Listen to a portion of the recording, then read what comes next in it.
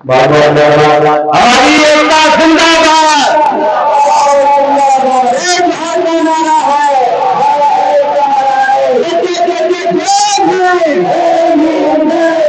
हमारे साथियों, आज भाई रामदेव को न्याय दिलाने के लिए हम यहाँ पर आए हैं और 300 किलोमीटर दूर छिंदवाड़ा की पावन धारा से मैं यहाँ पर हमारे गुरुनानक के साधक सम्मान्य मानसिंह युवराजी दादा के साथ आया हूँ, जो इस कुदरती जड़ी बूटियों से हजारों का इलाज करे हैं। उन्होंने कहा कि भाई रामदेव ककोड़िया के साथ जो गलत हुआ है, मैं कुदरत का बेटा हूँ, मैं आकर रामदेव ककोड़िया के लिए सड़क में न्याय लड़ूंगा। मैं दादा का बहुत बहुत स्वागत अभिनंदन करता हूँ कि वो अपने दरबार छोड़ के यहाँ पर आए। सेकंड चीज सम्मान्य साथियों, वो दिन हम भूले नहीं है जिस दिन रामदेव ककोड़िया ने यही वन विभाग की बेतालना से जहर का सेवन किया था, अपना आत्मदहन करने की कोशिश करी थी। प्रताड़ित करने वाला कौन था? कौन था?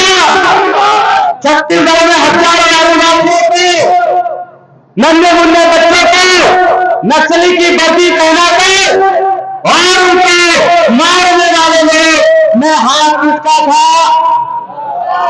हमारे अंदर जिन जंगलों को बचाकर इस प्रकृति का संतुलन लगाया था, आज उस जंगलों को खत्म करने का काम किसका है?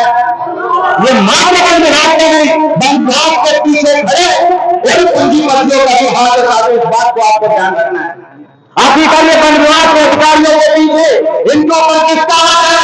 कोई मंत्री, कोई तंत्री कोई हो जाएगा जो वन विभाग के साथ मिलकर हमारे मेले को खत्म करने की कोशिश कर रहे हैं। अभी ब्लेड कराने वाले ने बताया, जितना नियम कानून बताया आपने सुना और भूल गए। मैं हमको रोज पढ़ता हूँ पोस्ट को।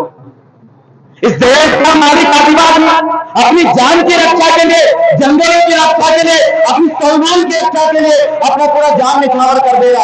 जबकि पता है इस देश के प्रदेश के तमाम नेताओं को पता है, तमाम अधिकारियों को पता है, यहाँ तक कि सुप्रीम कोर्ट भी इस बात को मानता है कि इस देश का मालिक यहाँ का आदिवासी है। उसके बाद भी ये चीज क्यों हो रहा है? आज ब्लेड करारी भाई, इन तमाम नियमों कानूनों को जानने के बाद, स्वशासन के अधिकार को समझने के बाद प्रशासन ने उसका क्या करके रखा है? अभी जिला बदल करके रखा है कि नहीं? अभी आप लोग अगर अपने अधिकार को मिलाओगे कि ये दोबारा आपको उठा के फिर जेल में डालेगी। अरे आप कितनी अधिकार सुनोगे? ये अंधों और गूंगों के बीच की लड़ाई जिस तरीके से होती है ना कि बहरे को सुनाई नहीं देता और अंधा का पेट का उसको वो दिया सुनाई दिखाई नहीं देता, ये हम तो वही कर रही है। ये हमारे अधिकारों को नहीं समझती।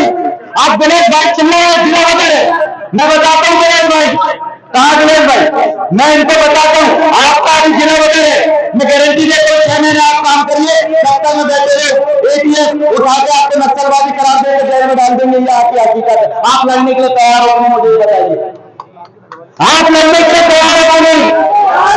अपने अस्तित्व को बचाने के लिए लड़ने के लिए तैयार है कि नहीं? सम्मानित साथियों, अभी बहुत दिन अभी भाई चंद्रशेखर आजाद रावण के ऊपर गोली चल रही थी। क्यों चली? क्योंकि उन्होंने अपने दलित समाज, बहुजन समाज को लेने का अधिकार की बात बोला। कैसे मामले इसके ऊपर लगता है? क्योंकि जब जब आप मरोगे आपके ऊपर भी गोली चलेगी, आपको भी जान से मारने की कोशिश करेंगे, आपकी भी जमीन जो आप देख रहे हो उससे छीन कर आपको भूखा मारने की कोशिश करेंगे। जिस कुआं से आप अपनी प्यास बुझाते हो उस कुआं से फिर से बहाने का काम करेंगे। आप जिस भरे पूरे परिवार में रहते हो उस परिवार को धमकाने का काम करेंगे। ये किसी भी हद तक जाने के लिए तैयार है। अरे देश में संविधान जिंदा नहीं है।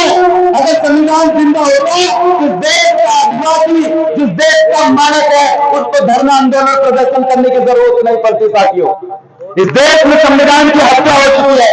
इस देश में खुलेआम हमारे लोगों को मैं भूला नहीं हूँ आकाश भाई का है, मैं भूला नहीं हूँ आकाश भाई को। 20 साल में इनका एक शो ऑफ निकाला था यहाँ का प्रशासन ने, पीछे से लत मारते हुए और इनके मुंह से बोल रहा था, बोल तुम्हारा बाप कौन है? मैं भूला नहीं हूँ। ये वही क्रांतिकारी साथी जिन्होंने रामदेव ककोड़िया के साथ कदम से कदम मिला के काम किया था और इनका जुलूस निकाला गया था, सरेआम इनको जलील किया गया था। लेकिन मैं ऐसे युवाओं का धन्यवाद और शुक्रिया अदा करता हूँ कि इतने जलील और इतने बदनाम करने के बाद भी आज भी समाज के साथ आंदोलन में वो खड़े हैं। अरे इनकी जगह पे और कोई होता तो घर में चल जाता, निकलते नहीं। साथियों, ये सिर्फ रामदेव, आकाश और भाई चंद्रशेखर आजाद रावण के ही साथ नहीं, आप तमाम लोगों के साथ भी होने वाले हैं। अब हमें देखना यह है कि हमारे साथ लड़ाई कौन लड़ता है। अब देखना हमें है कि हमारे लिए कुर्बानी देने के लिए तैयार कौन होता है। अब देखना यह है कि वन विभाग आज के इस आंदोलन का सम्मान कर रही है नहीं कर रही है।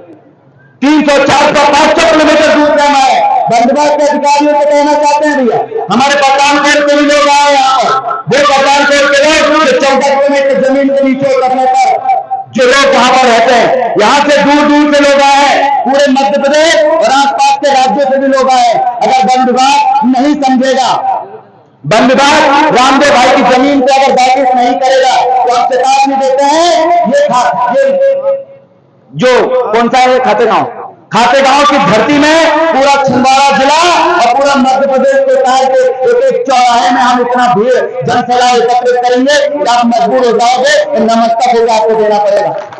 सम्मानपूर्वक हम मांग रहे हैं आपसे कुछ, अब हमारी जमीन का अधिकार मांग रहे हैं, प्रेम से हम बोल रहे हैं। अभी किसी ने कोई उपद्रवी नहीं किया, नहीं तो हमारे पिछले आंदोलन देख लीजिए, हम अपनी मांगों को स्वीकार कराने के लिए किसी भी हद तक जाने के लिए हम तैयार रहते हैं, चाहे हमें कुछ भी देखना पड़े। इसलिए मैं वन विभाग से निवेदन करता हूँ, यहाँ के वन मंत्री से भी निवेदन करता हूँ, यहाँ पर अपनी लाज लज्जा की अगर थोड़ी बहुत फिक्र करते हैं, इस देश के संविधान की आप इज्जत करते हैं, यहाँ के आदिवासियों को आप मालिक मानते हैं, तो तमीज से आके ये मंच के समक्ष बैठे तमाम हमारे मुख्य अतिथि के सामने आकर आप इन मांगों को जो 5-6 मांग रामदेव भाई ने रखी है उनकी आप मानिए। अन्यथा कोई नेता करे या न करे,